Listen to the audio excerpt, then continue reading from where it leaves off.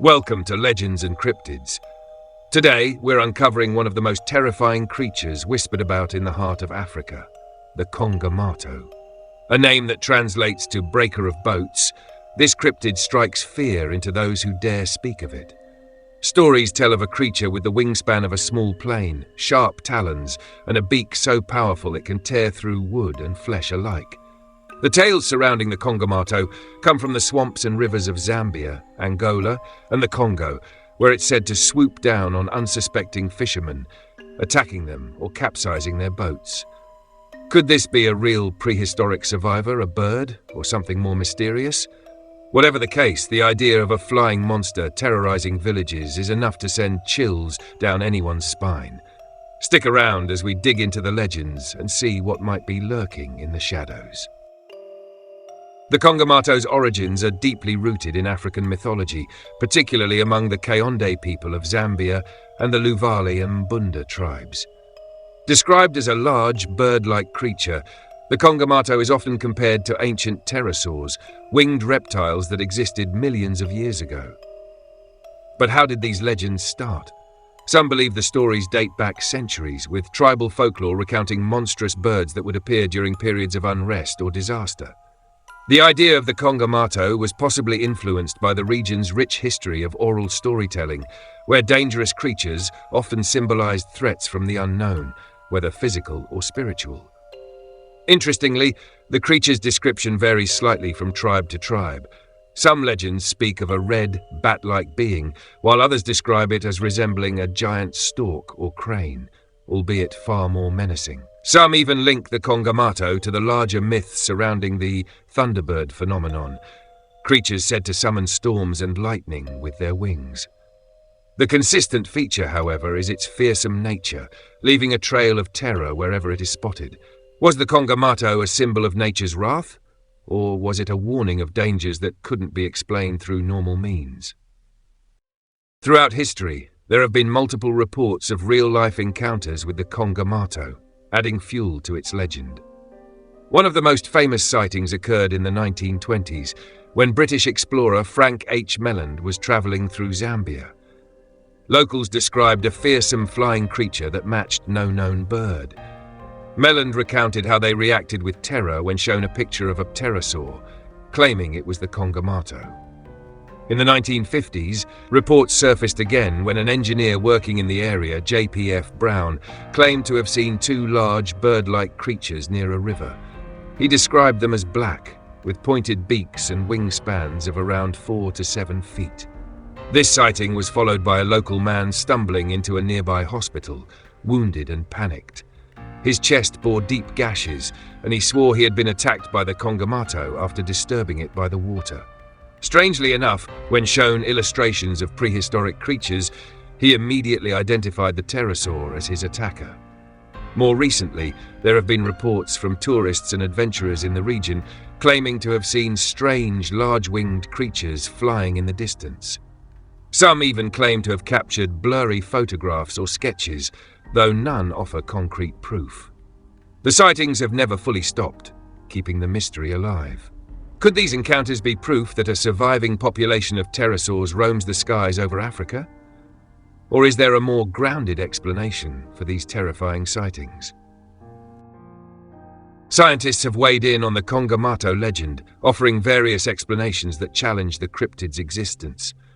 Most experts agree that it's unlikely a population of pterosaurs could have survived undetected for millions of years, especially in a region with human activity and exploration.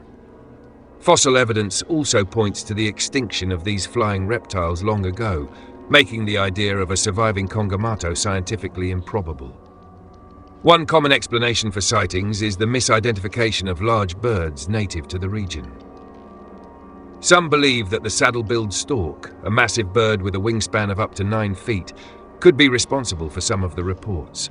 Its long, sharp beak and size, especially seen from a distance or under poor lighting, might inspire fear and exaggeration in witnesses.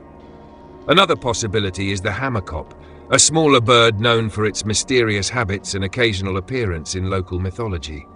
The hammerkop builds massive nests and is considered an omen in some African cultures.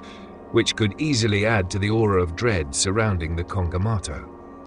Finally, psychological factors also play a role.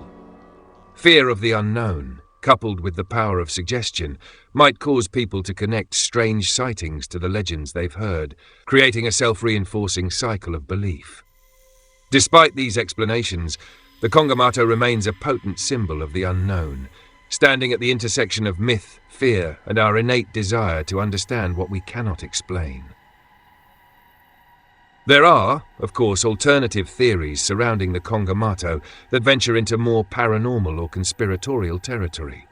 Some cryptozoologists and enthusiasts argue that the creature could be a living relic, a surviving species from prehistoric times, hidden in remote regions of Africa's vast wilderness. This theory, while unlikely in the eyes of mainstream science, continues to capture the imagination of those who believe the world's most mysterious places might still hold undiscovered creatures.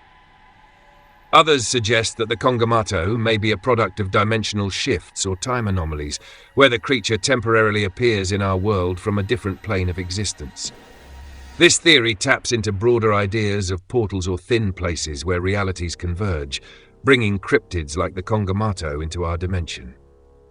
Finally, there are whispers of government cover-ups, with claims that local or international authorities may have concealed evidence of such creatures to avoid public panic or to maintain control over certain regions. While these theories lack solid evidence, they certainly add to the allure and mystique of the Kongamato legend. Could it be that the Kongamato exists in a way that science has yet to fully understand? Or are these ideas just another layer of myth built upon centuries of fear and fascination? So, is the Kongamato real or simply a myth? The evidence remains elusive. On one hand, the legends and eyewitness reports offer a compelling case for something unusual lurking in the swamps and skies of Africa.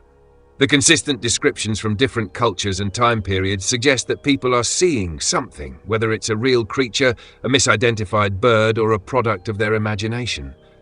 On the other hand, science has yet to find any physical proof. Without fossils, remains, or even clear photographs, the Kongamato remains in the realm of folklore. Misidentifications and local mythology can explain much of the mystery, but the fear and belief surrounding this cryptid remains strong.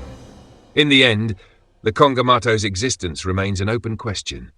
Until more concrete evidence emerges, it will continue to haunt the edges of our imagination, a reminder that the world still holds mysteries we may never fully solve.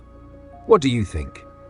Is the Kongamato a real creature waiting to be discovered, or just another legend passed down through generations?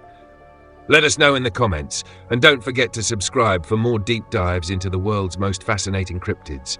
Stay tuned for our next episode. Things are about to get even more mysterious.